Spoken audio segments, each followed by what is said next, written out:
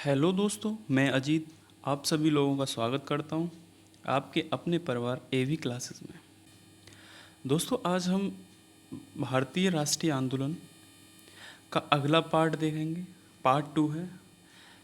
जितने भी महत्वपूर्ण क्वेश्चन बनते जा रहे हैं हम इसमें ऐड करते जा रहे हैं, ठीक है।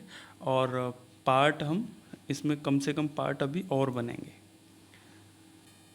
अंत तक देखिएगा वीडियो को। वीडियो अच्छी लगे, ठीक है, तो हमारे चैनल को सब्सक्राइब कीजिएगा। लाइक और शेयर करना तो भूलिएगा ही मत, और कमेंट करके भी बताना कि वीडियो कैसा लगा। चलिए स्टार्ट करते हैं आज का पहला क्वेश्चन। पहला क्वेश्चन है, चापेकर बंधुओं ने मिलकर किस स्थान पर व्यायाम मंडल की स्थापना करी थी? व्यायाम मंडल की स्थापना चापेकर बंधुओं ने ये करी थी आपकी 1896 में। इसका ए ऑप्शन सही हो जाएगा। चापेकर बंधुओं की बात करें तो चापेकर बंधुओं में दामोदर हरि चापेकर और बालकृष्ण हरि चापेकर दोनों ने मिलकर इस संगठन की स्थापना करी, व्यायाम मंडल की, ठीक है, जो कि पूना में करी थी। इस संगठन का उद्देश्य था कि नौजवानों का एक ऐसा समूह तैयार किया जाए जो देश के लिए अपने प्राणों की बाजी लगाने को तैयार हो, ठीक है। ये एक क्रांतिकारी संगठन था। इसे ही भारत का प्रथम क्रांतिकारी संगठन माना जाता है। किसको? व्यायाम मंडल को, ठीक है। इतनी बातें इसमें याद रखनी है। अगला क्वेश्चन है आपका क्वेश्चन नंबर 2। किस वर्ष मित्र मेला की स्थापना की गई? किस वर्ष मित्र मेला की स्थापना करी गई? तो ये करी गई थी आपकी 1904 में। इस क्वेश्चन का सी ऑप्शन सही हो जाएगा। मित्र मेला की स्थापना करी जाती है 1904 में। ये भी एक क्रांतिकारी संगठन था जो आगे चलकर अभिनव भारत, ठीक है, अभिनव भारत का रूप ले लेता है। मित्र मेला ही आगे चलकर अभिनव भारत बनता है, ठीक है। ये संगठन जो था वो गुप्त क्रांतिकारी संस्था में परिवर्तित हो गया आगे चलकर। इसके मुख्य सदस्यों की बात करें तो अनंत लक्ष्मण कन्हारे, कृष्णजी गोपाल कर्वे, बीडी सावरकर और विनायक देशपांडे जैसे महत्वपूर्ण क्रांतिकारी इस संगठन के सदस्य थे। चलिए नेक्स्ट क्वेश्चन करते हैं। क्वेश्चन नंबर 3 है आप, अनुशीलन समिति की स्थापना किस वर्ष की गई? जो अनुशीलन समिति थी उसकी स्थापना किस वर्ष की गई? तो ये करी गई थी आपकी 1902 में, ठीक है। इस क्वेश्चन का ऑप्शन नंबर बी सही हो जाएगा। अनुशीलन समिति की अगर बात करें तो ये बंगाल के कलकत्ता में, ठीक है। जतीन्द्र नाथ बनर्जी तथा बारिंद्र कुमार घोष जो अरविंद घोष के छोटे भाई थे, ठीक है, उनके द्वारा करी जाती है। जतीन्द्र नाथ बनर्जी और बारिंद्र कुमार घोष के द्वारा बंगाल में करी जाती है। यह बंगाल का क्रांतिकारी संगठन था जिसका उद्देश्य था कि क्रांतिकारी विचारधारा को, ठीक है, फैलाएं। जिन्होंने अपना ध्येय बना लिया था कि खून के बदले खून, हमारा खून अगर अंग्रेज बहाएंगे तो हम भी चुप नहीं बैठेंगे, ठीक है, हम भी खून के बदले खून चाहते हैं। इस समिति ने अपना ध्येय बना लिया था। नेक्स्ट क्वेश्चन करते हैं। क्वेश्चन नंबर 4 है, खुदीराम बोस को फांसी कब दी गई? खुदीराम बोस को फांसी दी गई थी आपकी 1908 में, ठीक है। अगर बात करें हम खुदीराम बोस को फांसी क्यों दी गई थी, तो ये घटना है आपकी 30 अप्रैल 1908 की। खुदीराम बोस के एक साथी थे प्रफुल्ल चाकी ने डगलस, ठीक है, एक डगलस किंग्सफोर्ड नाम का अंग्रेज जज था, ठीक है, जो मुजफ्फरपुर में जिला जज था, ठीक है, डगलस किंग्सफोर्ड। उसकी हत्या करने की कोशिश करी इन्होंने, लेकिन उसके हुआ क्या कि उसकी हत्या ना होते गलती से 2 महिलाओं की हत्या हो गई। होता क्या था कि डगलस जिस गाड़ी से आता था उस गाड़ी में वो खुद न बैठकर उसने 2 महिलाओं को बिठा दिया, ठीक है, और प्रफुल्ल चाकी और खुदीराम बोस ने उसी गाड़ी को टारगेट बनाया, उस पर बम फेंका, जिसके एवज में डगलस बच गया, लेकिन 2 महिलाओं की हत्या हो गई। 2 महिलाओं की हत्याओं का शोक में अब प्रफुल्ल जो चाकी थे उन्होंने खुद को ही गोली मार ली, ठीक है, आत्महत्या कर ली। और खुदीराम बोस को 11 मई 1908 को, ठीक है, 1908 को फांसी दे दी गई। खुदीराम बोस सबसे कम उम्र के क्रांतिकारी थे, ठीक है, भारत के सबसे कम उम्र के क्रांतिकारी अगर कोई थे तो वो थे खुदीराम बोस। नेक्स्ट क्वेश्चन करते हैं। क्वेश्चन नंबर 5 है आपका, अलीपुर षड्यंत्र केस किस वर्ष हुआ था? अलीपुर जो षड्यंत्र केस था वो चला था आपका 1908 में, ठीक है। अगर बात करें इसके थोड़े बैकग्राउंड में जाने की, तो जनवरी 1906 की बात है।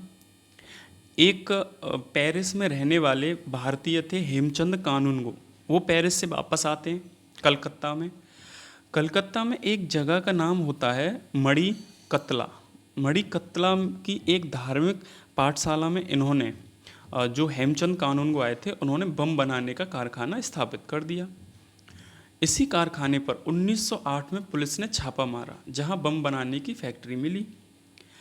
इसमें अनुशीलन समिति के जो नेता थे बारिंद्र कुमार घोष को आरोपी बनाया गया, ठीक है। जो ये केस पूरा हुआ था, अरविंद कुमार घोष को जो आरोपी बनाया गया था, इस केस को ही अलीपुर संयंत्र केस के नाम से जाना जाता है, ठीक है। तो ये हुआ था आपका 1908 में। नेक्स्ट क्वेश्चन है आपका क्वेश्चन नंबर 6, भारत माता सोसाइटी की स्थापना किसके द्वारा करी गई? भारत माता सोसाइटी की स्थापना करी गई आपकी जतिन मोहन चटर्जी के द्वारा, ठीक है।